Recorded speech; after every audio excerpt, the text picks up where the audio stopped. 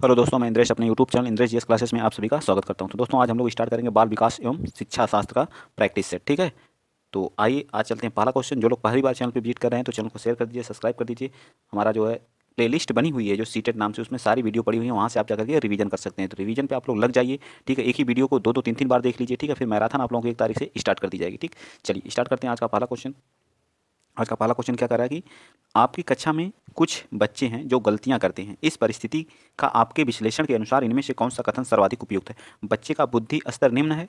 क्या है? बच्चे का बुद्धि स्तर निम्न है। ये तो बिल्कुल, अगर बच्चा कोई गलती कर रहा है तो इसका मतलब ये नहीं कि बच्चे का बुद्धि स्तर क्या है, निम्न है। ठीक है, अब बी क्या कर रहा है, बच्चों ने अपनी अभी तक संकल्पनात्मक किसी चीज़ की संकल्पना करना जो है स्पष्ट प्राप्त नहीं की है। मतलब किसी चीज़ को स्पष्ट रूप से उसे क्या है, संकल्प, जो बच्चे ने अभी तक जो संकल्पनात्मक स्पष्ट प्राप्त नहीं किया है तथा आपको अपनी शिक्षण विधि पर चिंतन करने की आवश्यकता है। ये बिल्कुल हमारा क्या है, राइट आंसर है। ठीक है, ये हमारा क्या है, बिल्कुल राइट आंसर है। तो आप इस चीज़ को क्या करेंगे, फोकस करेंगे। ठीक है, तो ये हमारा क्या हो जाएगा, राइट आंसर हो जाएगा। ठीक है, तो बी पार्ट हमारा क्या होगा, इसका बी पार्ट हमारा क्या हो जाएगा, राइट आंसर हो जाएगा। ठीक है, और बाकी हमारे क्या है, रुचि नहीं है। क्यों नहीं, बच्चे की रुचि नहीं है, ऐसे कैसे आप कर सकते हैं? बच्चे को आपकी कक्षा में प्रोन्नत नहीं करना चाहिए, ये भी गलत बात है। ठीक है, चलिए नेक्स्ट चलते हैं। अगला क्वेश्चन आप बताएंगे, क्वेश्चन नंबर 2 बताइए।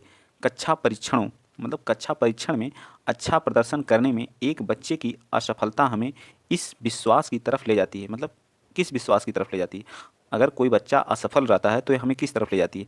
तो क्या करता है, आकलन वस्तुनिष्ठ तथा असफलताओं को स्पष्ट करने से पहचानने के लिए इसका प्रयोग किया जाना चाहिए। बिल्कुल गलत बात है। ठीक है, बच्चे कुछ निश्चित क्षमताओं और कमियों के साथ पैदा होते हैं। एक ऐसे आप कह सकते हैं, कोई बच्चा जो निश्चित क्षमता और कमी के साथ पैदा हो रहा है। ठीक है, क्या है, पाठ्यक्रम, शिक्षण पद्धति तथा आकलन प्रक्रिया पर विचार करने की आवश्यकता है। ये बिल्कुल हमारा क्या, राइट आंसर है। ठीक है, हमें उसके पाठ्यक्रम, उसकी शिक्षण पद्धति तथा आकलन प्रक्रिया पर क्या विचार करने की हमें आवश्यकता है। ठीक, कुछ बच्चे को अनुत्तीर्ण होना है चाहे व्यवस्था उन पर कितना भी अधिक प्रयास करे, ये भी गलत बात है। ठीक है, ऐसे कैसे आप कर सकते हैं, कुछ बच्चे अनुत्तीर्ण होंगे जो है। ठीक, चलिए नेक्स्ट चलते हैं। अगला क्वेश्चन, क्वेश्चन नंबर आप लोग 3 बता दीजिए। एक जो है क्या है, एक अध्यापिका यह सुनिश्चित करना चाहती है कि उसके विद्यार्थी आंतरिक रूप से प्रेरित हैं। आंतरिक रूप से क्या है, प्रेरित हैं। ठीक, तो इसका संदर्भ वह क्या करेगी, मतलब आंतरिक रूप से क्या, मोटिवेट है। ठीक है, तो सभी बच्चों के लिए क्या, उपलब्धि की एक समान मानकों को क्या करेगी, उल्लिखित करेगी। ये सही है। या इस प्रकार का अधिगम गतिविधियों की योजना बनाना और अभिसारी चिंतन को प्रोत्साहन करेगी। या अंतिम परिणाम पर ध्यान देने के बजाय व्यक्तिगत रूप से बच्चों की अधिगम प्रक्रिया पर क्या करेगी, ध्यान। अंतिम परिणाम पर हमको नहीं ध्यान देना, बल्कि क्या, व्यक्तिगत, हमें क्या करना, व्यक्तिगत रूप से सभी बच्चों के अधिगम की प्रक्रिया पर ध्यान देने की सबसे मोस्ट इंपॉर्टेंट है। ये पुरस्कार वाला हमारा हमेशा नेगेटिव होता है। ठीक है, ये भी हमारा गलत है, ये भी गलत है। हमारा सी पार्ट इसका भी क्या है, राइट आंसर है। ठीक है, सी पार्ट क्या है, राइट आंसर। हमें अंतिम परिणाम पर ध्यान देख करके ना दे करके हमें क्या करना चाहिए, उसके व्यक्तिगत रूप से बच्चों की अधिगम प्रक्रिया पर क्या करना चाहिए, ध्यान देना चाहिए। ठीक है, चलिए आगे चलते हैं। अगला क्वेश्चन हम लोग का क्या है, क्वेश्चन नंबर 4 बताइए।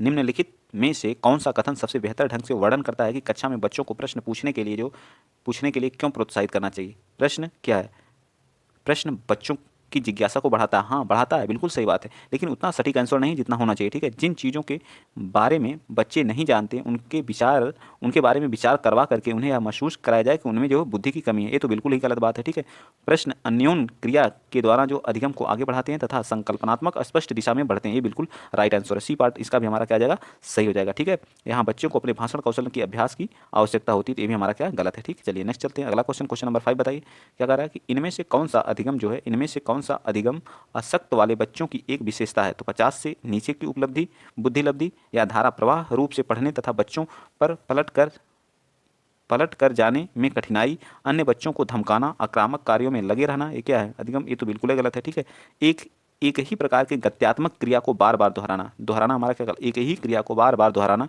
क्या होगा, 5 का। तो ये हमारा ए भी, दोहराना, बार बार रिपीटिशन, हमारा क्या होता है, नेगेटिव वर्ड होता है। ठीक है, धारा प्रवाह रूप में पढ़ने तथा शब्दों को पलट कर जाने में कठिनाई, ये हमारा क्या, सबसे राइट। असक्त वाले बच्चे की विशेषता है, असक्त मतलब धारा प्रवाह से पढ़ने में उसको क्या होती है, दिक्कत होती है।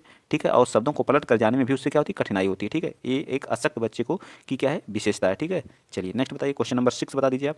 निम्नलिखित में से कौन सा आकलन पद्धति निम्नलिखित में से सर्वोत्तम क्षमता को पोषित करती है? मतलब सबसे अच्छी कौन सी आकलन की पद्धति सबसे सर्वोत्तम है? जब विद्यार्थी को, ऑप्शन ए क्या करा कि जब विद्यार्थी को बहुविकल्पी प्रश्नों के माध्यम से किए गए परीक्षणों के रूप में तथ्यों को दोहराने की आवश्यकता होती है, ये हमारा सही है। या बी, जब परीक्षा के अंक और विद्यार्थी की योग्यता के बीच सकारात्मक सहसंबंध क्या करता है, बल दिया जाता है, ये सही है। या फिर जो हमारा जो है क्या, जब संकल्पनात्मक परिवर्तन जो है तथा विद्यार्थियों के वैकल्पिक समाधानों को आकलन की विभिन्न विधियों द्वारा आकलित किया जाता है, तो यही हमारा क्या है, सबसे सर्वोत्तम क्षमता पोषित करेगी। ठीक है, सबसे सर्वोत्तम आकलन की सब पद्धति में विद्यार्थियों की सबसे सर्वोत्तम क्षमता पोषित करेगी। ठीक, तो सी पार्ट हमारा क्या होगा, राइट होगा। चलिए नेक्स्ट बताइए। वाइगोत्स्की साहब जो है, वाइगोत्स्की साहब के अनुसार बच्चा जो अपनी संस्कृति और किसे सीखता है, समाज से और संस्कृति से और भाषा कौशल से। ठीक है, ये सारी चीज़ों से बच्चा क्या करता है, सीखता है। ठीक है, अध्यापिका, तो ऑप्शन ए क्या कह रहा है कि समीपस्थ विकास का क्षेत्र क्या है, तो अध्यापिका के द्वारा दिए गए सहयोग की सीमा निर्धारित करना। बच्चे अपने आप क्या कर सकती हैं, बच्ची अपने आप क्या कर सकती है जिसका आकलन नहीं किया जा सकता है। बच्चे के द्वारा स्वतंत्र रूप से किए जाने वाले तथा सहायता के साथ करने वाले कार्य के बीच अंतर, ये हमारा सही होगा। तो ये बच्चा स्वयं क्या कर रहा है, ठीक है, स्वतंत्र रूप से क्या कर रहा है तथा सहायता के माध्यम से, दोनों के बीच में हम अंतर देखेंगे कि बच्चे का कितना विकास हुआ। इस चीज़ को जो है वाइगोत्स्की के समीपस्थ विकास का क्या था, क्षेत्र था। ठीक है, नेक्स्ट आप बता दीजिए पियाजे के बारे में। जिन पियाजे सृजनात्मक विकास के बारे में उन्होंने बताया था, 4 अवस्थाओं के बारे में बताया था, 0 से 2, 2 से 7, 7 से 11, 11 से अधिक वाले जो थे। ठीक है, उनके बारे में बता दीजिए। औपचारिक कहते हैं, ठीक है, औपचारिक, अमूर्त। ठीक, तो यह क्या, कौन सा सही हमारा इसमें बताइए। सही प्रकार से ध्यान लगाकर, इसमें का पियाजे के सिद्धांत के अनुसार बच्चे निम्न में से किसके द्वारा सीखते हैं, सही प्रकार से ध्यान लगाकर जानकारी को याद करना, उपयुक्त पुरस्कार दिए जाने पर अपने व्यवहार में परिवर्तन करना, समाज के अधिक योग्य सदस्यों के द्वारा उपलब्ध कराए गए सहारे के आधार पर या अनुकूलन की प्रक्रिया से। किसके, 8वें का कौन सा हो जाएगा, तो किसके माध्यम से सीखते हैं बच्चे, हमेशा अनुकूलन के, मतलब वातावरण कैसा है जो है, मतलब अनुकूलन के माध्यम से क्या करते हैं बच्चे सीखते हैं, ना कि उपलब्धि किसी के सहारे सीखते हैं या परिवर्तन के माध्यम से या जानकारी को याद करके सीखते हैं, बल्कि अनुकूलन की प्रक्रिया के माध्यम से बच्चे क्या करते हैं, सीखते हैं पियाजे के अनुसार। अगला बता दीजिए। पियाजे अनुमोदन करते हैं कि पूर्व संक्रियात्मक बच्चे याद करने में असमर्थ हैं होते हैं जो पूर्व संक्रियात्मक हैं। ठीक है, पूर्व याद क्या है, पूर्व संक्रियात्मक अवस्था में बच्चे याद करने में क्या होते हैं, असमर्थ होते हैं। ठीक है, क्या होते हैं, असमर्थ होते हैं। ठीक है, याद करने में असमर्थ होते हैं। निम्नलिखित कारकों में से किसको उन्होंने इस असमर्थता के लिए जिम्मेदार ठहराया, परिकल्पित निगमनात्मक तार्किक की अयोग्यता या उच्च स्तर की अमूर्त तार्किकता की कमी, व्यक्तिगत कल्पित कथा या विचार की अनुत्क्रमणीयता, मतलब पलट ना सकें, जिससे मतलब इस चीज़ को पलट ना सके। ठीक है, जैसे अभी हम 1 2 3 हमको पढ़ना है तो हम 100 तक उल्टा पढ़ना है, 100 99 98 97 इस तरह वो पलट ना सकें, तो कौन सी क्रिया इसमें आती है, तो बताइए 9 तो डी, पलटन की क्रिया, अनुक्रमणीयता की क्रिया को नहीं जानते। जैसे बच्चा घर से गया, पियाजे साहब ने एक सबसे महत्वपूर्ण बताया था, इनका एक बेटा था। ठीक है, ये इनका घर था, जब ये घर से जो कहाँ लाते हैं, स्कूल तक लेकर चले आए। ठीक है, 1 मिनट मैं इसके बारे में समझा देता हूँ, पलटन की क्रिया के बारे में क्या बताए थे, स्कूल। ठीक है, ये था घर, वो अपने बेटे को क्या करते हैं, घर से ला करके स्कूल पे छोड़ देते हैं। ठीक है, बच्चा क्या करता है, इस घर से स्कूल आने का तो रास्ता जान जाता है, लेकिन स्कूल से घर जाने का रास्ता नहीं जान पाता। इसी को हम कहते हैं विचार की अनुक्रमणीयता, पलट ना सके, मतलब पलटन की क्रिया को नहीं जानता। ठीक है, अगर पियाजे साहब यहाँ से जो स्कूल से उसे घर छोड़ देते हैं तो बच्चा स्कूल से घर, घर से स्कूल की क्रिया क्या करता, सीख जाता। ठीक है, चलिए इसी पे उन्होंने बताया था। ठीक, असमर्थता के लिए जिम्मेदार ठहराया था। ठीक, क्योंकि बच्चा आ तो जा रहा है स्कूल, लेकिन घर नहीं जा पा रहा है। ठीक है, क्या कर रहा है, घर नहीं जा पा रहा है। ठीक, अगला क्वेश्चन नंबर 10 बताइए। सामाजिककरण एक प्रक्रिया है। क्वेश्चन नंबर 10 हमारा क्या है, सामाजिककरण एक प्रक्रिया। तो ऑप्शन ए क्या कर रहा है, मूल्यों, विश्वासों तथा अपेक्षाओं को अर्जित करने की। सामाजिकरण क्या, मूल्यों, विश्वासों तथा अपेक्षाओं को अर्जित करने की, मित्रों के साथ सामाजिक बनने की, घुलने मिलने तथा समायोजन की, एक समाज की संस्कृति आलोचना करना सीखने की। आलोचना, किसी समाज की आलोचना करेंगे तो क्या है, वो हमारा जो है क्या सामाजिकरण कहलाएगा, बिल्कुल गलत बात है। ठीक है, घुलने मिलने तथा समायोजन ये भी तो सही है, मित्रों के साथ सामाजिक बनना ये भी सही है, लेकिन उतना सही नहीं है। मूल्यों, विश्वासों और अपेक्षाओं को अर्जित करना सबसे सटीक आंसर हमारा यही होगा। ठीक है, यही हमारा क्या कहलाता है, सामाजिककरण की एक प्रक्रिया कहलाता है। ठीक है, तो ये पार्ट हमारा क्या हो जाएगा, राइट आंसर। सामाजिककरण एक ऐसी प्रक्रिया है जिसके द्वारा बालक समाज के वरिष्ठ सदस्यों द्वारा, जो बूढ़े होते हैं, बुजुर्ग होते हैं, उनसे क्या करता है, उचित एवं महत्वपूर्ण घोषित विश्वास, मूल्य तथा उपेक्षाओं को क्या करता है, अर्जित कर। जो हमारे घर पे बुजुर्ग लोग हैं तो लोग कहानियाँ सुनाते हैं, मतलब कैसे कैसे क्या पहले के लोग कैसे रहते थे, हम लोग कैसे रहते थे, जो स्कूल नहीं था, जाते नहीं थे, तो बच्चा उनसे क्या करता है, सीखता है कि पहले के लोग कैसे थे, आज के लोग कैसे हैं, समाज में क्या है, अपने आप को क्या करता है, स्थापित करने की कोशिश करता है बच्चा। ठीक है, चलिए आगे चलते हैं। नेक्स्ट अगला क्वेश्चन नंबर आप लोग 11 बताइए। अनुसंधान से पता चलता है कि विद्यालयों में अनेक स्तरों पर विभेदीकरण पाया जाता है। ठीक है, उच्च प्राथमिक स्तर पर इनमें से कौन सा विभेदीकरण का एक उदाहरण नहीं है। बहुत से अध्यापक पढ़ने के लिए केवल हमारा क्या होता है, हमेशा निगेटिव वर्ड होता है, व्याख्या शब्द निगेटिव, हमारा ऑप्शन वैसे ही गलत हो गया। तो क्या पूछा, विभेदीकरण का एक क्या है उदाहरण नहीं है, नहीं पूछा है। ठीक है, तो 1 मिनट हम देखते हैं, विभेदीकरण का उदाहरण नहीं, तो यही हमारा क्या, यही गलत है। विभेदीकरण का उदाहरण होना चाहिए, लेकिन यही नहीं है, तो यही हमारा क्या हो जाएगा, राइट हो जाएगा। लेकिन आगे पढ़ लेते हैं। अध्यापक की निम्न सामाजिक आर्थिक परिवेश में आए बच्चों को बहुत कम अपेक्षाएं होती हैं, बिल्कुल सही बात है।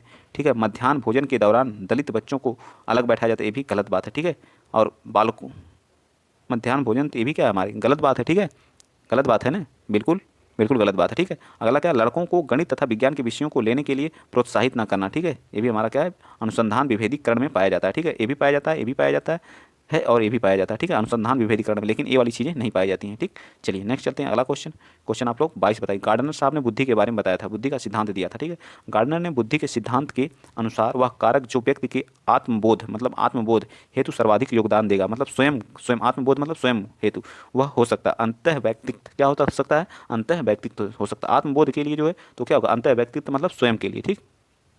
तो हमारा ए पार्ट क्या हो जाएगा, राइट आंसर हो जाएगा, ठीक है। बी पार्ट हमारा क्या होगा, राइट हो जाएगा। चलिए 13 बताइए, कह रहा है, इनमें से कौन सा बाल विकास का एक सिद्धांत है, विकास परिपक्वन तथा अनुभव के बीच अन्योन्य क्रिया की वजह से घटित होता है, विकास प्रत्येक बच्चे की गति का सही ढंग से अनुमान लगा सकता है, अनुभव विकास का एक सा निर्धारक है, विकास प्रबलन तथा दंड के द्वारा सुनिश्चित किया जाता है। दंड के द्वारा विकास सुनिश्चित किया जाता है, ये भी हमारा क्या है, गलत बात है, ठीक है। अनुभव विकास का एक निर्धारक है, ये भी गलत है। विकास प्रत्येक बच्चे की गति के सही ढंग से, ये भी गलत है। विकास परिपक्वन तथा अनुभव के बीच अननोन क्रिया की वजह से क्या होता है, घटित होता है। चलिए न, जैसे जैसे बच्चा के अंदर परिपक्वता मेच्योरिटी आती जाती है, उसके अंदर जो डेवलप होती चली जाती है सारी चीज़ें, ठीक है। चलिए नेक्स्ट बताएंगे आप लोग, क्वेश्चन नंबर 14। वाइगोत्स्की तथा पियाजे, जिन पियाजे के परिप्रेक्ष्य में एक प्रमुख भिन्नताएं, क्या भिन्नताएं थी, व्यवहारवादी सिद्धांतों की उनकी आलोचना थी, ज्ञान के सक्रिय निर्माता के रूप में बच्चों की संकल्पना, बच्चों को एक पालन पोषण का परिवेश उपलब्ध कराने की भूमिका, भाषा एवं चिंतन के बारे में उनके दृष्टिकोण। बताइए भाषा एवं चिंतन के बारे में उनके दृष्टिकोण, तो ये हमारा 14 का क्या आ जाएगा, बताइए जल्दी।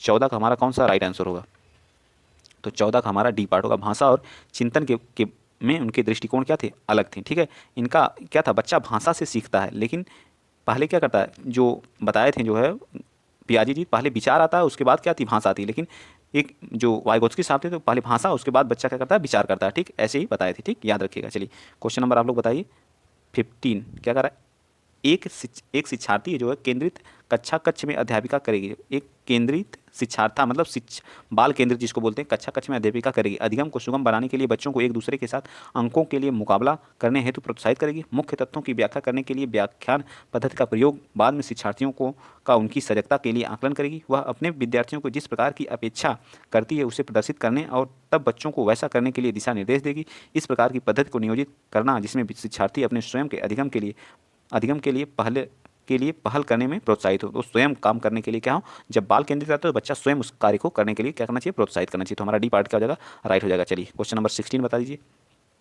कह रहा कि इस पर अत्यधिक वाद विवाद होता है कि क्या लड़के एवं लड़कियों में योग्यता की विशिष्ट समूह उनके आनुवांशिक घटकों के कारण होती है। इस संदर्भ में निम्नलिखित में से आप सबसे अधिक किससे सहमत हैं। लड़कों को सेवा भाव के लिए सामाजिक रूप से तैयार किया जा सकता है, जबकि लड़कों को रोने और संवेग संबंधित प्रदर्शित करने के लिए हतोत्साहित किया जा सकता है। बताइए, या फिर लड़के सेवा भाव वाले नहीं हो सकते क्योंकि वे जन्म से इस प्रकार के होते हैं, तो ये कोई बात नहीं है, ठीक है। 16 का ये भी गलत बात है, ठीक। और क्या कह रहा है, यौना आरंभ के बाद लड़के और लड़कियों एक साथ नहीं खेल सकते क्योंकि उनकी अभिरुचि, ये तो क्या हो गया, रूढ़िवादिता हो गई, ठीक है। आगे कह रहा है, सभी लड़कियों में कला विषय के लिए अंतर्निहित प्रतिभा होती है, ये भी गलत बात है, ये भी कोई सही बात नहीं। तो लड़कियों को सेवा भाव के लिए सामाजिक रूप से तैयार किया जाता है, जबकि लड़कों को रोने जैसे संवेग प्रदर्शित करने के लिए हतोत्साहित किया जाता है। ये पार्ट हमारा क्या हो जाएगा, राइट हो जाएगा, ठीक है। चलिए नेक्स्ट चलते हैं, अगला क्वेश्चन आप बताएंगे, क्वेश्चन नंबर 17 बता दीजिए। कह रहा कि एक अध्यापिका समाज के वंचित वर्ग से आए बच्चों की आवश्यकता के प्रति प्रभावशाली तरीके से प्रतिक्रिया निम्नलिखित द्वारा कर सकती हैं। बताइए ए किसके द्वारा, एक मिनट, चारों ऑप्शन नहीं दिख रहे हैं तो थोड़ा सा छोटा कर लेते हैं तो शायद चारों दिखने लगे। अब बिजबिल हैं चारों, ठीक है, थोड़ा सा अब ठीक है, बताइए तो कौन सा होगा। अन्य बच्चों को वंचित वर्ग से आए बच्चों के साथ सहयोग करने के लिए कहना तथा विद्यालय में तरीकों को सीखने में की उनकी सहायता करने के लिए कहना। तो सबसे सटीक आंसर मुझे जो है अब तक इसमें लगा है तो हमारा कौन सा ए है, ये भी सही है, लेकिन आगे भी देख लेते हैं। तो वंचित वर्ग के बच्चों को विद्यालय के नियमों एवं अपेक्षाओं के प्रति संवेदनशील बना ताकि उनका अनुपालन करें, विद्यालयी व्यवस्था तथा स्वयं के तौर तरीकों के बारे में विचार करना जिससे पक्षपात व रूढ़िवादिता झलकती हो। ये बिल्कुल सही बात है। हमारा क्या हो जाएगा, सी पार्ट हमारा क्या हो जाएगा, आवश्यकता के प्रति प्रभावशाली तरीके से प्रतिक्रिया निम्नलिखित द्वारा दी जा सकती है। तो हमारा ए पार्ट सी पार्ट हमारा क्या हो जाएगा, 17 का राइट आंसर हो जाएगा, ठीक है। चलिए नेक्स्ट चलते हैं, अगला क्वेश्चन आप लोग बताएंगे 18। आप लोग पहले जो क्या करेंगे, जब क्वेश्चन आता है आप लोगों के सामने तो आप लोग पहले उस पर क्या करेंगे, वीडियो को रोक दिया करिए, उसके बाद अपना क्वेश्चन को पूरा पढ़िए, पढ़ने के बाद आप टिक लगाइए, उसके बाद आगे बढ़ा करिए, उसके बाद मैं तो आंसर बताऊंगा ही, ठीक है। तो आप इस तरह से अपने आप को खुद को जांच भी सकते हैं, पेपर और पेन लिख लिया करिए, लाइन से 1 से लेकर 30 तक क्वेश्चन लिख लिया करिए, आप चेक किया करिए कि मैं कितना सही कर रही हूँ, कितना गलत कर रहा हूँ, ठीक है। चाहे लड़का हो चाहे लड़की हो, दोनों लोग जो है, ठीक है। इससे आप स्वयं को जांच सकते हैं, आप पर डे आपके अंदर क्या आ जाएगा, एक सुधार आएगा, ठीक है। इस तरह से अगर आप क्या करेंगे, ठीक, तो इस तरह देखने से आपके अंदर एक कि आप अच्छा कर रहे हैं, आपके आज 24 सही हुए, कल 25 26, इस तरह से आपके अंक क्या सुधार आ सकते हैं। चलिए 18 का बताइए। एक बहुसांस्कृतिक कक्षा कक्ष में एक अध्यापिका सुनिश्चित करेगी कि आकलन में निम्नलिखित में से क्या है, क्या सम्मिलित है। बहुसांस्कृतिक अपने आकलन उपकरण की विश्वसनीयता तथा वैधता, अपने विद्यार्थियों की सामाजिक सांस्कृतिक पृष्ठभूमि, अधिगम के न्यूनतम स्तरों के लिए अनुपालन करते हुए विद्यालय प्रशासन की अपेक्षाओं को पूरा करना, आकलन उपकरण को मानकीकरण करना। बताइए 18 का कौन सा सही हो जाएगा। तो बी पार्ट हमारा का अपने विद्यालय की सामाजिक और सांस्कृतिक, तो इसका क्या होगा बी पार्ट। ठीक है, बी पार्ट हमारा क्या होगा राइट आंसर होगा। ठीक, चलिए आइए चलते हैं नेक्स्ट, अगला क्वेश्चन आप बताइए। क्वेश्चन नंबर 18 के बाद 19, कोहल वर्ग। कोहल वर्ग क्या नैतिकता का सिद्धांत इन्होंने दिया था। जो कोहल वर्ग के सिद्धांत में निम्नलिखित में से एक प्रमुख आलोचना क्या थी। कोहल वर्ग ने बिना किसी अनुभूतिमूलक आधार के सिद्धांत को प्रस्तुत किया था। कोहल वर्ग ने नैतिक विकास की स्पष्ट अवस्थाओं का उल्लेख नहीं किया। कोहल वर्ग ने प्रस्ताव दिया कि नैतिक तार्किकता विकासात्मक है। कोहल वर्ग ने पुरुष एवं महिलाओं की नैतिक तार्किकता में सांस्कृतिक भिन्नताओं को महत्व नहीं दिया। बताइए 19 का कौन सा हमारा राइट आंसर हो जाएगा। तो 19 का हमारा कौन सा राइट होगा, तो डी पार्ट। उन्होंने क्या किया है, सांस्कृतिक भिन्नताओं को महत्व नहीं दिया। नैतिक तार्किकता में सांस्कृतिक भिन्नताओं को क्या किया है, महत्व नहीं दिया था, इसलिए जो इनकी क्या हुई थी, आलोचना हुई थी। ठीक है, नेक्स्ट बताएंगे आप लोग 20। चलिए निम्नलिखित कथनों में से वाइगोत्स्की के द्वारा जो प्रस्तावित विकास तथा अधिगम के बीच संबंध का सर्वश्रेष्ठ रूप से सार प्रस्तुत करता है, क्या करता है। बताइए 20 का। तो 20 का हमारा क्या तो विकास प्रक्रिया अधिगम प्रक्रिया से पीछे रह रही है। जो हमारी विकास प्रक्रिया व अधिगम प्रक्रिया से सीखने की प्रक्रिया से पीछे रही सर्वश्रेष्ठ रूप से सार प्रस्तुत करता है। ठीक है, तो सी पार्ट हमारा क्या जाएगा 20 का राइट आंसर हो जाएगा। चलिए नेक्स्ट बता दीजिए 21। थोड़ा फास्ट चलते हैं, समय काफ़ी हो गया। ठीक, तो आप लोग कहेंगे बहुत ज़्यादा समय ले लिए। ठीक, मैं सोचता हूँ 20 से 25 मिनट में वीडियो आप लोगों को पूरा रिवीजन करा दूँ, ताकि आपका ज़्यादा समय भी ना लगे। आप ज़्यादा से ज़्यादा अपना थ्योरी पे फोकस किया करिए, यहाँ आखिर सिर्फ आप क्या करेंगे, प्रैक्टिस सेट कर लिया करिए। ठीक है, चलिए बताइए क्वेश्चन नंबर 21 का। निम्न किस प्रकार की एक अध्यापिका बच्चों को बेहतर समस्या समाधानकर्ता बनाने में सहायता कर सकती है। बताइए 21 का। तो 21 का 21 का क्या राइट हो जाएगा। बताइए 21 का क्या सही होगा।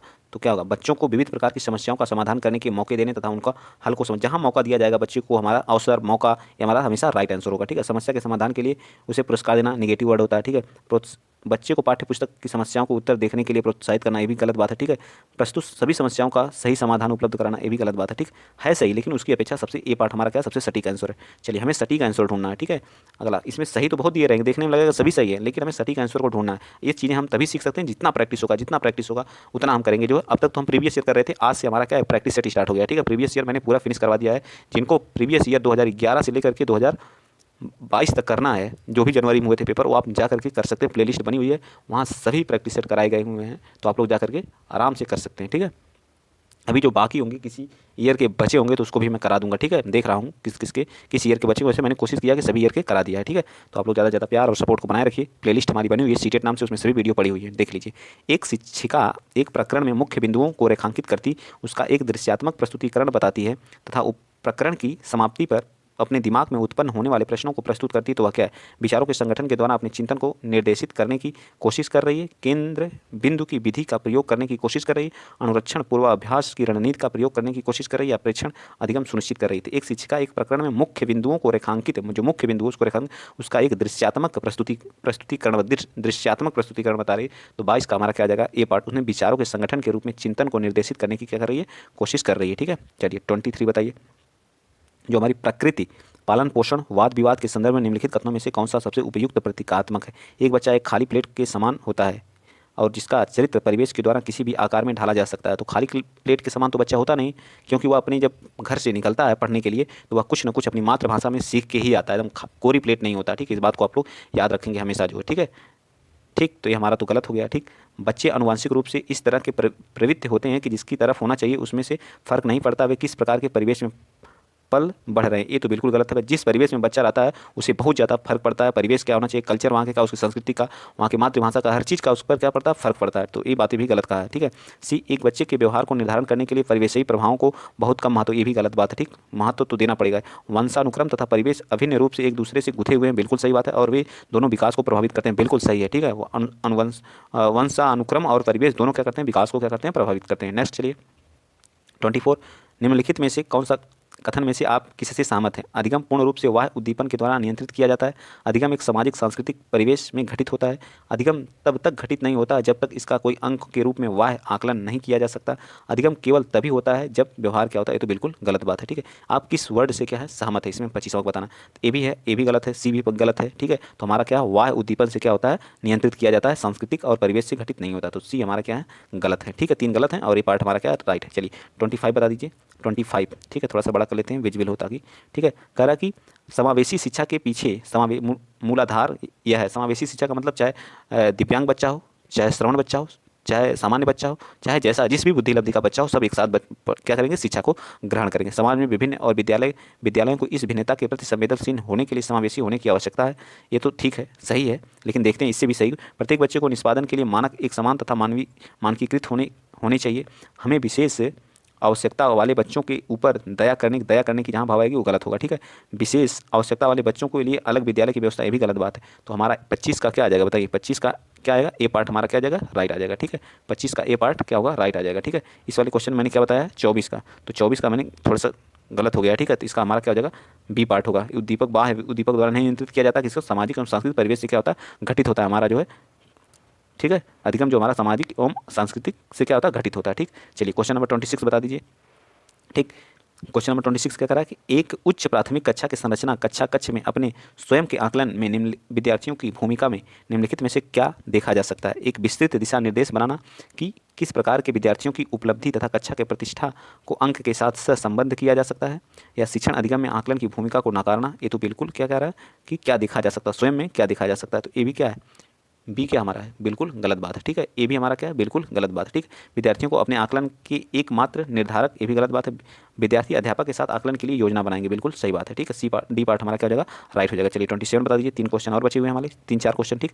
निम्नलिखित में से कौन सा तरीका अध्यापिका के द्वारा एक सृजनात्मक बच्चे की पहचान करने के लिए सर्वाधिक उपयुक्त होगा। अवलोकन करने की, ये पार्ट क्या कर रहा है, वह अवलोकन करना कि बच्चे समूह कार्यों के साथ में साथियों के साथ किस प्रकार प्रतिक्रिया करते हैं। बच्चे विस्तृत रूप से अवलोकन करना, विशेष रूप से उस समय जब समस्याओं को हल करती हैं। मानकृत बुद्धि परीक्षणों को देना, वस्तुनिष्ठ प्रकार के परीक्षणों को देना। ये तो बिल्कुल गलत बात है, ठीक है। 27 का ए भी गलत है, ए भी गलत है, तो हमारा क्या है, बी पार्ट हमारा क्या, 27 का राइट आंसर है, ठीक है। चलिए 28 बता दीजिए। 28 क्या करें, उच्च प्राथमिक विद्यालय जो गणित के अध्यापक के रूप में विश्वास कराती है, विद्यालय की गलतियों को उनके चिंतन में अंतर्दृष्टि उपलब्ध कराती है। तो यही हमारा क्या हो जाएगा, राइट हो जाएगा, ठीक है। क्या हो जाएगा, राइट आंसर हमारा क्या आ जाएगा, यही हमारा क्या, ए पार्ट क्या हो जाएगा, गलतियों को उनके चिंतन और अंतर्दृष्टि उपलब्ध कराती है, ठीक। चलिए नेक्स्ट बताइए, क्वेश्चन नंबर 29 बता दीजिए। इन कथनों में से आप किससे सहमत हैं। बहुत ही हार्ड लेवल का ये वाला आज का जो प्रैक्टिस सेट है, बहुत हार्ड है, ठीक है। अगर आप 24-25 भी कर ले जा रहे हैं इसमें, तो समझिए बहुत बड़ी बात है, ठीक है। 24-25 भी अगर कर रहे हैं तो समझिए बहुत बड़ी बात है, आज का बहुत हाई लेवल है, ठीक है। इन कथनों से आप किससे सहमत हैं। 29, एक बच्चा अनुत्तीर्ण होता है क्योंकि सरकार विद्यालयों में पर्याप्त प्रौद्योगिकी संस्थान प्रदान नहीं करती है, गलत बात है, ठीक है। एक बच्चे की असफलता मुख्य रूप से माता पिता, शिक्षा तथा आर्थिक स्तर की कमी के कारण, गलत बात है। एक बच्चे की असफलता के लिए वंशानुक्रम घटकों को प्रत्यक्ष रूप से जिम्मेदार ठहराया जा सकता है, जिससे उनसे माता पिता को अर्जित किया जाता है, ये भी गलत बात है, ठीक है।